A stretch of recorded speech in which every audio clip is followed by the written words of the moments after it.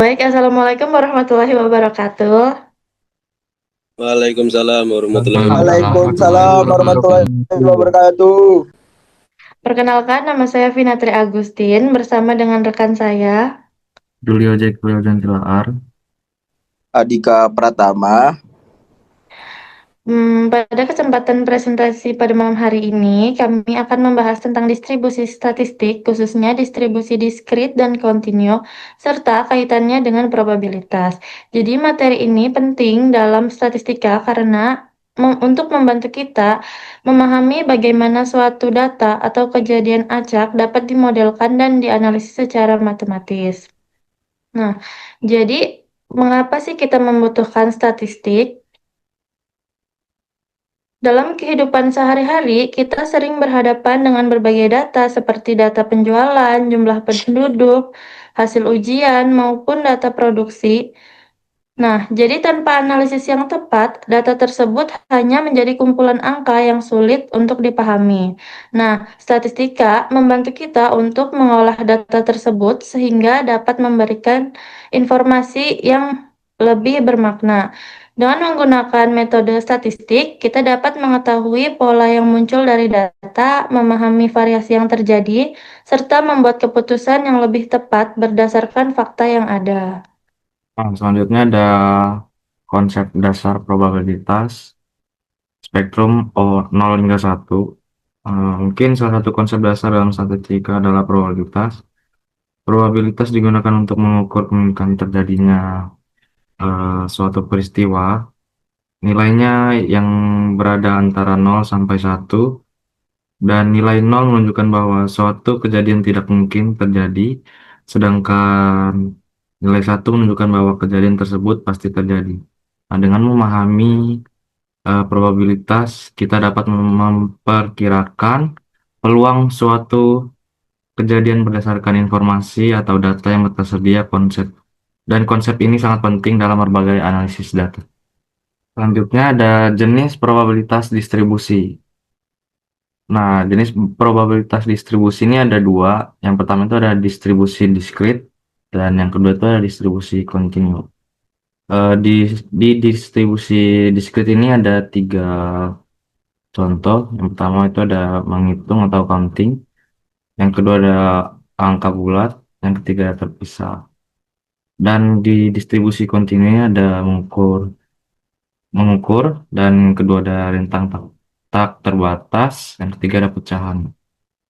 Dari masing-masing distribusi probabilitas ini memiliki contoh kasus. Yang pertama itu ada distribusi diskrit dengan contoh jumlah item rusak, frekuensi kejadian. Terus yang contoh kasus distribusi kontinu, tinggi badan, berat, durasi proses produksi. Selanjutnya ada fondasi diskrit, eh, fungsi massa probabilitas atau PMF. Variabel acak diskrit ini memiliki nilai angka yang dapat dihitung satu persatu atau angka bulat, bukan berupa rentang kontinu. Ini berikut ada rumus fungsi massa probabilitas. Baik, selanjutnya fondasi dasar sebuah peluang. Di salah satu bentuk distribusi yang paling sederhana dalam kategori diskrit adalah distribusi Bernoulli. Distribusi ini digunakan ketika suatu percobaan hanya memiliki dua kemungkinan hasil, yaitu berhasil atau gagal. Contoh sederhana dapat dilihat pada pelemparan koin, di mana hasilnya hanya bisa kepala atau ekor. Contoh lain misalnya suatu produk yang dihasilkan dari proses produksi yang hasilnya bisa saja memenuhi standar kualitas atau justru cacat. Distribusi Bernoulli menjadi dasar bagi beberapa distribusi diskrit lainnya.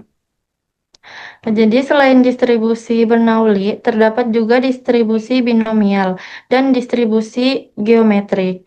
Jadi distribusi binomial ini digunakan untuk menghitung jumlah keberhasilan yang terjadi dalam sejumlah percobaan yang dilakukan secara berulang dengan kondisi yang sama. Misalnya, menghitung berapa banyak produk yang berhasil diproduksi dengan baik dari sejumlah proses produksi. Sementara itu, distribusi geometrik digunakan untuk menentukan berapa banyak percobaan yang diperlukan sampai keberhasilan pertama terjadi. Jadi distribusi ini sering digunakan untuk menganalisis waktu tunggu hingga suatu kejadian muncul. Selanjutnya ada mengelola ruang, waktu, dan populasi. Jadi distribusi diskrit lainnya yang sering digunakan adalah distribusi hipergeometrik dan distribusi Poisson. Distribusi hipergeometrik digunakan ketika pengambilan sampel dilakukan tanpa pengembalian, sehingga peluang setiap percobaan akan berubah setelah pengambilan sebelumnya. Sementara itu, distribusi Poisson digunakan untuk memodelkan jumlah kejadian yang terjadi dalam suatu interval waktu atau ruang tertentu. Contohnya seperti yang suatu toko dalam 1 jam atau jumlah kerusakan mesin dalam 1 hari. Ya, berikut ada fondasi kontinu, probability density Van Stion. Berbeda dengan distribusi diskrit, distribusi kontinu digunakan untuk variabel yang nilainya berada dalam suatu rentang tertentu. Contohnya seperti tinggi badan, berat badan, waktu atau suhu, dan variabel seperti ini tidak terbatas pada nilai tertentu saja, karena bisa memiliki banyak kemungkinan nilai dalam suatu interval. Pada distribusi kontinu, probabilitas tidak dihitung pada suatu nilai tertentu, tetapi dihitung berdasarkan luas area di bawah kurva distribusi dalam suatu rentang nilai, dan konsep ini juga dijelaskan melalui fungsi yang disebut probability density Van Stion. Selanjutnya, salah satu distribusi kontinu yang paling dikenal dalam statistika adalah distribusi normal atau distribusi Gaussian. Jadi distribusi ini memiliki bentuk kurva seperti lonceng yang simetris. Nah, sebagian besar data biasanya berada di sekitar nilai rata-rata, sedangkan semakin jauh dari nilai rata-rata, jumlah data akan menjadi semakin sedikit. Nah, distribusi normal ini juga sering digunakan untuk menggambarkan berbagai fenomena di dunia nyata, seperti tinggi badan, hasil pengukuran alat, maupun berbagai data penelitian yang cenderung mengikuti pola tertentu. Ya, selanjutnya distribusi normal, terdapat juga distribusi log normal. Distribusi ini biasanya digunakan untuk data yang tidak simetris. Pada distribusi log normal, sebagian besar nilai data berada pada nilai yang relatif kecil, tetapi terdapat kemungkinan munculnya nilai yang sangat besar. Distribusi ini sering digunakan untuk menggambarkan fenomena seperti pendapatan seseorang, ukuran partikel, atau pertumbuhan suatu populasi.